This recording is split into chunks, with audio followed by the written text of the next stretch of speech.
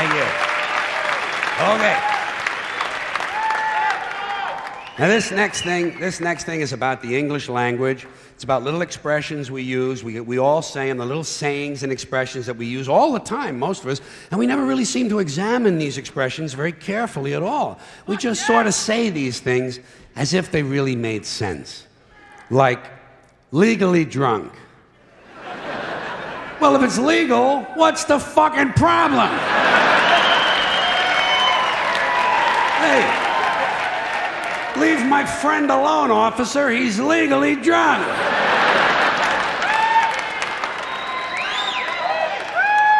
You know you can stick it.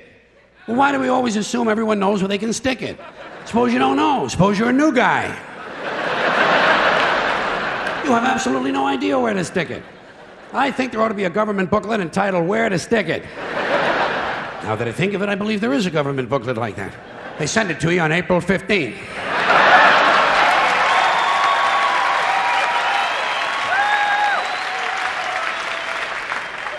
Undisputed heavyweight champion. Well, if it's undisputed, what's all the fighting about?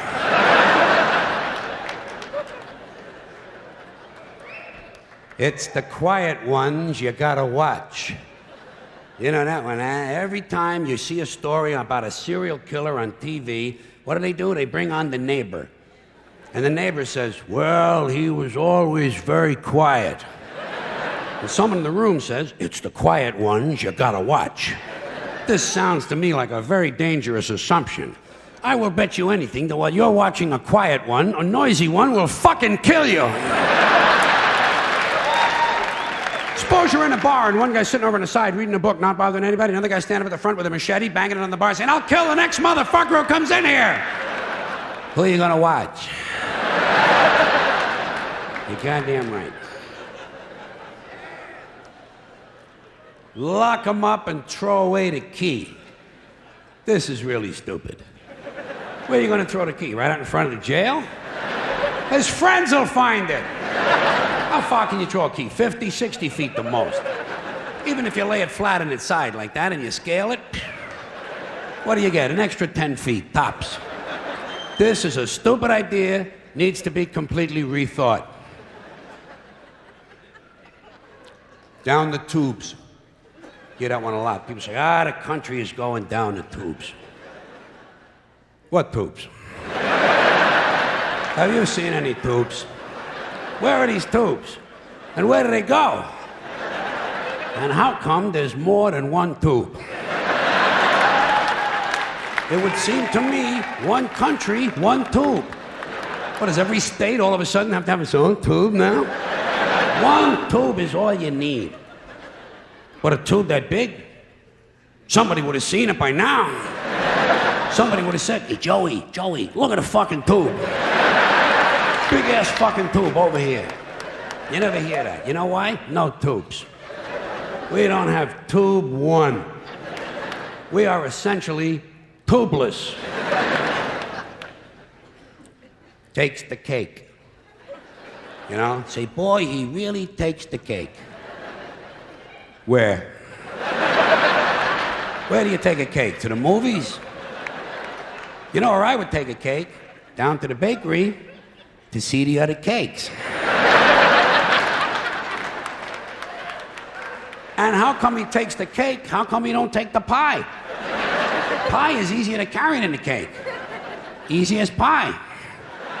Hey, wait. Cake is not too hard to carry either. Piece of cake. The greatest thing since sliced bread.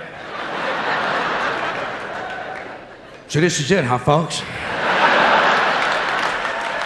Couple of 100,000 years.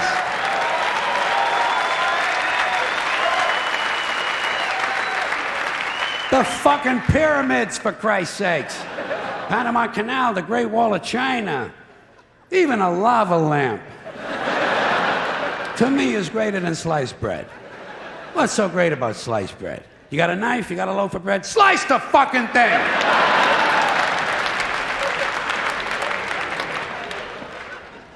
And get on with your life. out walking the streets. You know, guy gets a parole. They say, now instead of being in prison, this guy is out walking the streets. How do we know? Maybe the guy's home banging the babysitter. Not everybody gets a parole is out walking the fucking streets. A lot of times they steal a car, you know. And we ought to be glad. Thank God he stole a car. At least he's not out walking the streets. Fine and dandy. That's an old-fashioned one, isn't it? Yeah. Say to a guy, how are you? He says, fine and dandy. Not me. I never say that. You know how come? Because I'm never both of those things at the same time. Sometimes I'm fine, not dandy.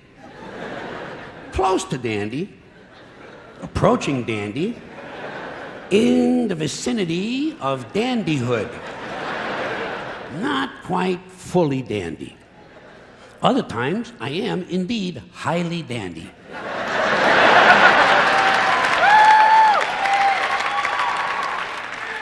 However, not fine. One time, 1965, August, for about an hour. I was both fine and dandy at the same time. But nobody asked me how I was. And I could have told him. I could have told him.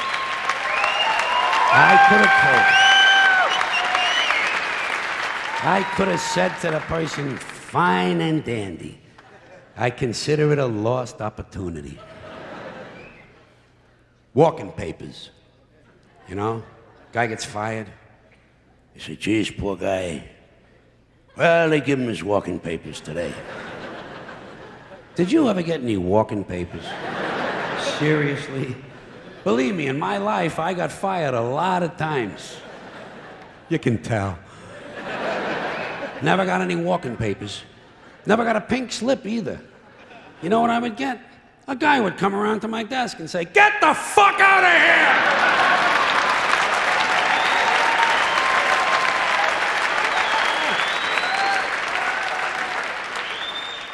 You don't need paper for that. It's like the Riot Act. The Riot Act. They keep telling you they're going to read that to you. Have you heard this thing at all? Especially when you're a kid, they threaten you. You wait till your father comes home, he's going to read you the Riot Act. Tell him I already read it myself.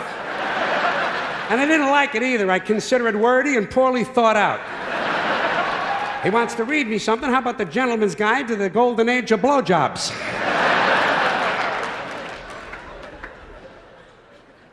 More than happy. I bet you say that sometimes, don't you? Once in a while, you say to somebody, oh, I'd be more than happy to do that. How can you be more than happy? To me, this sounds like a dangerous mental condition. We had to put Dave in the mental home. He was more than happy. One more of these. In your own words. People say that to you. You know when you hear that a lot in a classroom or in a courtroom, they'll say to you, tell us in your own words. Do you have your own words? Hey, I'm using the ones everybody else has been using. Next time they tell you to say something in your own words, say, Nick Flat Blarney Quando Flu.